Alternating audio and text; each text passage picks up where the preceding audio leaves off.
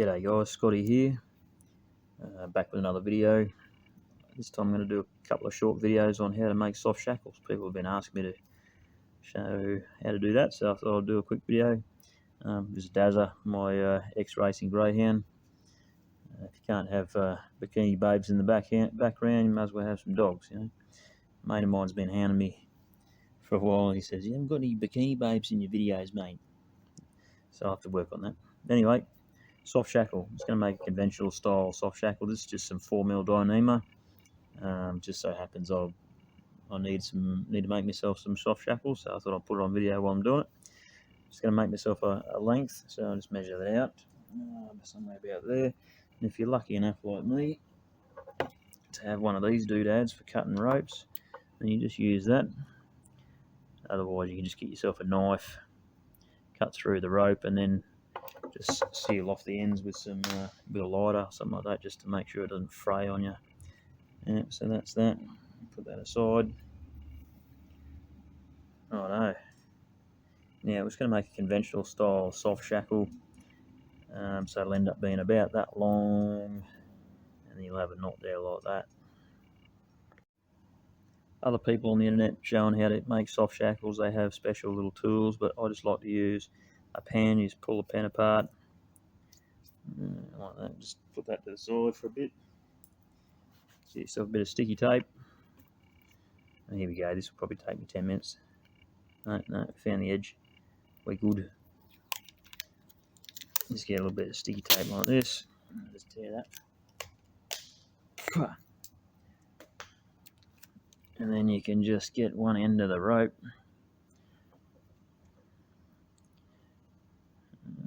This end is good. I'm just going to tape that together there.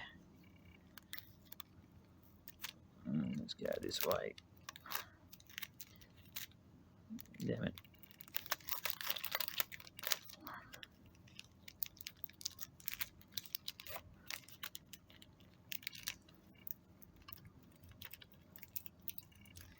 There we go. I'll just fold that over for myself to make that a bit easier to peel it off a bit later. So this is your little tool. So what you want to do is find around about halfway on the rope, like that.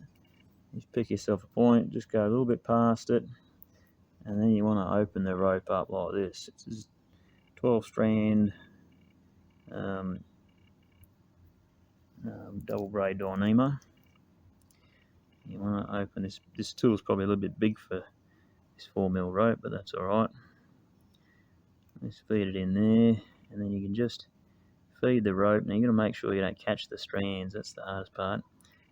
Better if you've got a smoother tool. This one's a little bit sharp on the ends. I'm just going to feed that in through there like that.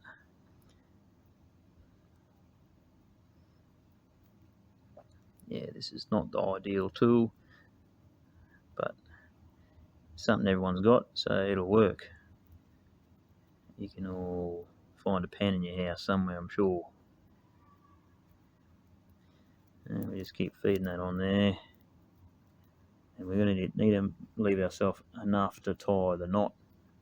So I'll probably come down to about here, and then I'll poke it out of the rope, which you'll see. Yeah, that's too much, so I'll need it at least sort of that length. So I'll poke this out the side here, and then pull it all the way through. Alright, we pull that through like that until you got a nice little tiny little loop there. You don't want to lose it though, and then you just the outside layer, just pull that down nice and firm like that. So you got two ends, one's a little bit longer than the other. Pull a bit more in our loop. There we go. You don't want this loop to be too big because that's going to hold over the top of the knot, but that's alright like that. And then we don't need our little tool anymore. We'll peel that apart.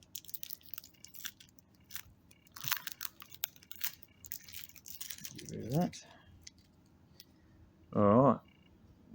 Don't need our little tool there. Drop that down. So now we've got to tie the little knot. Okay.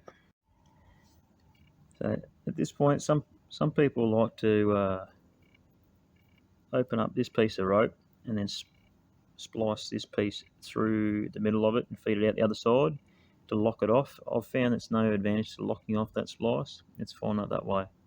So there's no advantage to that. So rather than wasting a step and wasting a bit of rope, you just start the knot from here. So all you want to do is just make a bend in one strand, pull it over like this, the other one, make a little loop.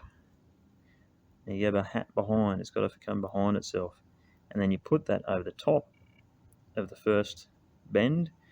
Now you take the tail from the first bend, and you go around behind that tail, over the top here, and then behind itself there, and then back out there. Maybe you can see that all right. So it comes out that side, and then you just sort of make it, it's a three-dimensional thing, and you sort of tighten it up a little bit, pull it a little bit, and you want to end up with something like that.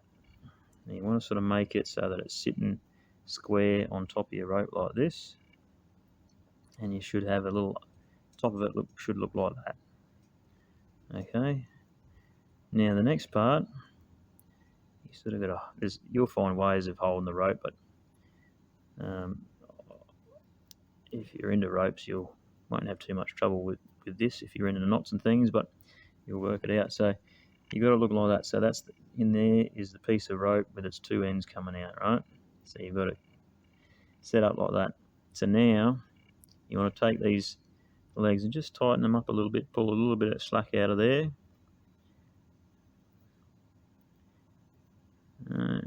Now this one has to come around, all the way around, and then up under here, through here, and come out towards the camera here.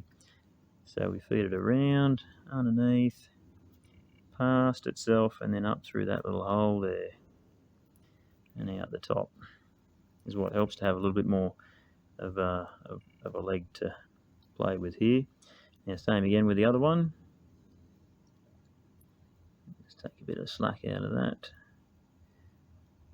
Around, and then up through here,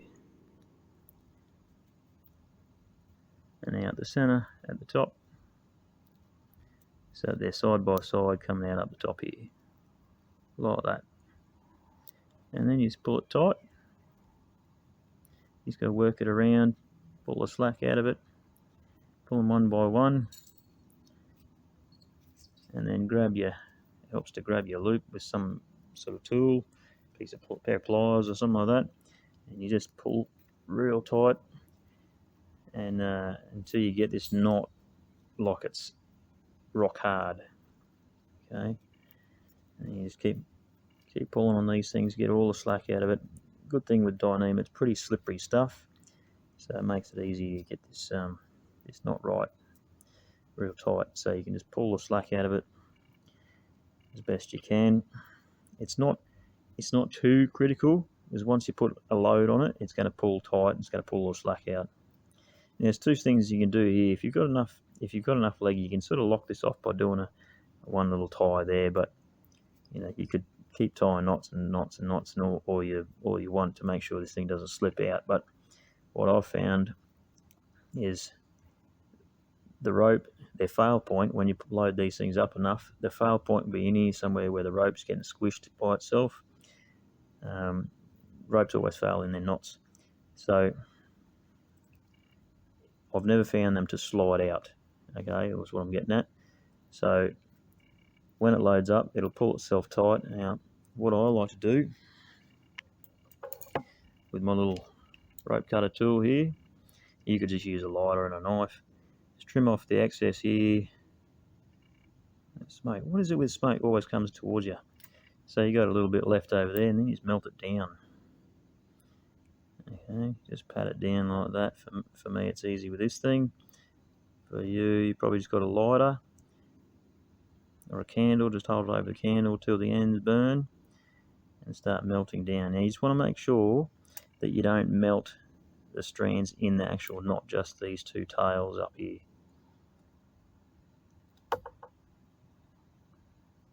I've been doing this for a while, so sort of got a way I like to do it. But you just want to melt these down to a bit of a lump so they can't get pulled back through, and they sort of stick to themselves. It creates a bit of a blob that can't get pulled back through. Bit of flame doesn't hurt. Just got to be careful you don't melt the other strands in the knot. There we go. So we've got a nice big lump at the top here. Just pat down those edges. I'm going to tap it on the concrete while it's hot or something like that, so you can get rid of the little burrs and things. Tap it with your hand, sort of thing, so you know it doesn't stick to you, and so you get a nice smooth little knob at the end. Now that won't get pulled through. So now once we got our soft shackle, we're pretty much done now. To use it, all you do is get your splice here, and you just pull that bit out until you got a hole big enough, loop big enough that you can fit your knot through.